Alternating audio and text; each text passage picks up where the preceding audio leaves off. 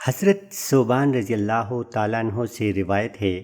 محمد صلی اللہ علیہ وآلہ وسلم نے ارشاد فرمایا کہ انسان کو دنیا کی بے شمار نعمتوں کے پیچھے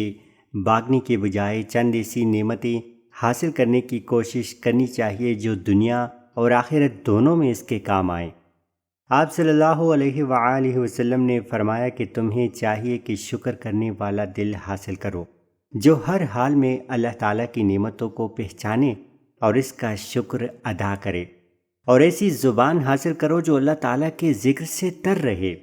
اسی کی حمد و ثنا بیان کرے۔ پھر آپ صلی اللہ علیہ وآلہ وسلم نے فرمایا کہ مومن کو ایسی نیک اور ایمان والی بیوی بھی نصیب ہونی چاہیے جو دین کے راستے میں اس کی مددگار بنے، اسے نیکی کی طرف راغب کرے، برائی سے بچائے اور آخرت کی کامیابی حاصل کرنے میں اس کا ساتھ دے۔ فی امان اللہ۔